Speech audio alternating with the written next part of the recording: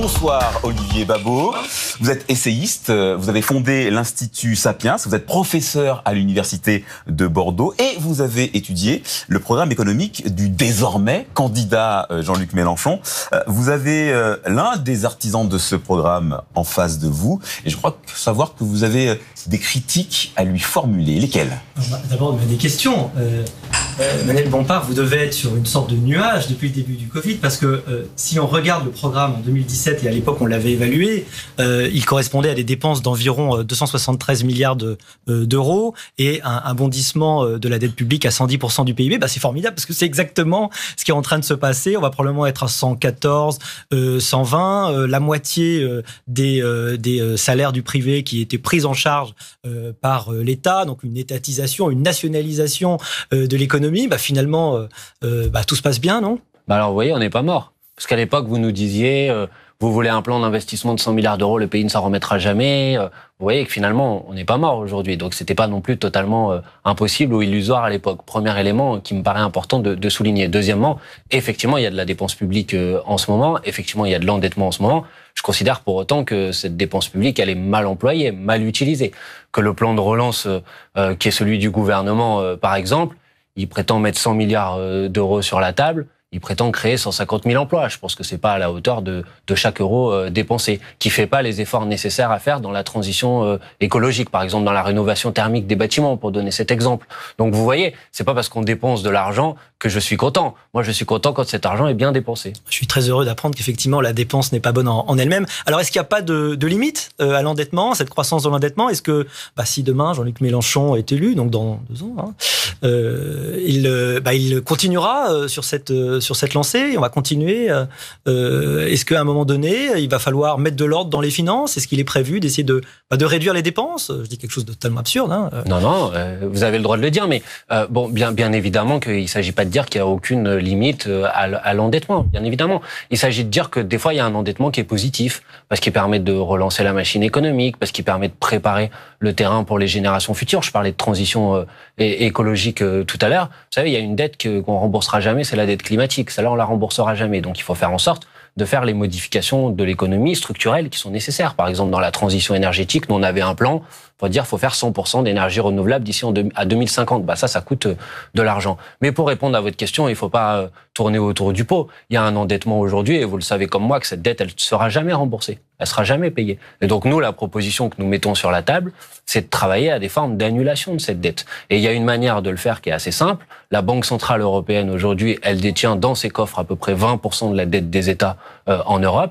Nous plaidons pour une solution qui consiste à prendre ces 20% de titres de dette, à les transformer, c'est un peu technique, en ce qu'on appelle une dette perpétuelle, pour faire en sorte qu'elle soit jamais remboursée. On allégera comme ça les finances de l'État. La dette perpétuelle, c'est un dogme. Alors, il y a une partie de la dette qui, en effet, a été créée tout récemment, d'ailleurs, par la Banque Centrale, et en grande partie, parce que cette nouvelle dette, elle est issue de la Banque Centrale, mais ça en fait une grande partie à côté qu'il va falloir continuer à payer. Et les économistes expliquent bien que il y a qu'une seule façon de rembourser la dette à terme, c'est d'avoir de la croissance. Alors comment vous allez créer les conditions de la croissance ? Est-ce que vous allez faire comme Trump, baisser les impôts ? Est-ce que vous allez aider à l'attractivité de l'entreprise, à refaire que notre économie arrive à se relever ? Parce que dans un premier temps, malheureusement, on sait qu'il y a peut-être 50% d'acteurs de la restauration, de l'hôtellerie, qui ne ressortiront pas en état d'agir, malheureusement, après le Covid. Alors comment on répare ? Qu'est-ce que vous feriez si vous étiez dans cette reconstruction ? Parce que j'ai l'impression qu'il ne s'agit plus de relance, il s'agit de reconstruction économique. Sans doute, oui. Alors, franchement, je pense que vous avez raison. Après, on pourrait contester ce qu'on appelle croissance, qu'est-ce qu'on met derrière l'indicateur économique lui-même, mais vous avez raison. Pas le réduire au PIB, sans doute. Mais vous avez raison de dire que c'est une question de savoir comment, en fait, on permet à la machine économique de repartir. Ça, je suis d'accord avec vous. Maintenant, vous savez comme moi qu'il existe un débat économique dans ce pays. Sans doute qu'on n'est pas du même point de vue sur le sujet. C'est-à-dire que moi, je considère que c'est pas par une politique de l'offre qu'on va pouvoir résoudre le problème, et qu'au contraire, je suis pour qu'il y ait des investissements dans des secteurs qui peuvent être des volets d'entraînement de l'économie, des volants d'entraînement de l'économie. J'ai parlé de la transition énergétique, par exemple. Vous savez très bien que ça peut générer des centaines de milliers d'emplois, voire des millions d'emplois. Il y a des rapports qui disent 1 million dans la transition écologique, 300 000 agriculteurs si vous voulez faire une agriculture paysanne, 400 000 si vous vous lancez dans l'économie de la mer. C'est de l'offre quand même, ce que vous dites.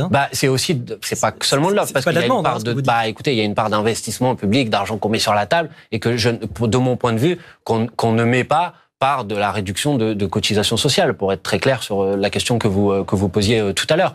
Vous savez, moi, je considère que je me rappelle de Monsieur Gattaz, qui est arrivé avec son badge 1 million d'emplois avec le CICE. Oui, la Banque de France a dit récemment qu'on en avait créé 200 000. Non, moi, ces solutions-là, le million d'emplois, il se trouve qu'il a été créé. C'est pas ce que dit la Banque de France. Donc, non, mais en fait, ils y étaient, les emplois. Vous en débattrez avec la Banque de France, qui est une institution sérieuse. Ils ont publié un rapport il y a quelques mois, 240 000 emplois créés par le CICE, et les 100 milliards d'euros... par le CICE, mais les entreprises, de façon générale, avaient créé un million d'emplois. D'accord, mais ça, et la question est de savoir si c'est la mesure qui a permis, effectivement, d'arriver à... On est un peu moins aux entreprises, on peut pas expliquer ça que c'est un cadeau. Il faut regarder, de façon générale, leur activité, leurs différentes charges. Il n'y avait pas que le CICE, il y avait beaucoup d'autres choses, et c'est un équilibre global qu'il faut regarder. Si vous voulez, mais je vous prends cet exemple concret, puisqu'à l'époque, M. Gattaz nous disait, avec le CICE, on aura 1 million d'emplois, et je me permets de préciser que toutes les études qui ont été faites dessus montrent que malheureusement, c'est pas le cas. Et aujourd'hui, quand M. Castex met 100 milliards d'euros sur la table pour nous dire que ça va créer 200 millions d'emplois, 200 000 emplois, excusez-moi, je pense sincèrement qu'on utilise mal ce plan d'investissement, qu'on peut faire bien mieux. Et ensuite, vous parliez de dette, et donc, dans une dette, il y a des dépenses et des ressources. Par contre, je pense qu'il y a effectivement des ressources à développer. Quand on voit, par exemple, les profits qu'ont fait les GAFA dans cette crise sanitaire, qui sont franchement les grands profiteurs de la crise, je pense que les mettre à contribution dans cette situation, ça serait pas... Vous avez vu que l'Europe essaye et que c'est pas facile, parce que derrière, les États-Unis, du coup, taxent nos produits. Je le sais, mais simple. Je le sais, mais je pense qu'il y aurait un certain nombre de mesures qu'on pourrait mettre en place en taxant, par exemple, les entreprises sur leur chiffre d'affaires produit en France. C'est pas le cas, par exemple, avec la taxe GAFA. Vous le savez comme moi, elle épargne à peu près 60% du chiffre d'affaires de ces GAFA. On pourrait faire mieux, y compris déjà en France et aussi, j'espère, en Europe. Donc, des ressources, on peut en développer ce type de taxe GAFA, une vraie taxe GAFA, et puis une réforme fiscale pour faire en sorte que ceux qui ont davantage contribuent davantage. Je pense qu'on peut récupérer de l'argent public aussi comme ça. Merci pour ce débat. Merci Olivier Babot. Merci.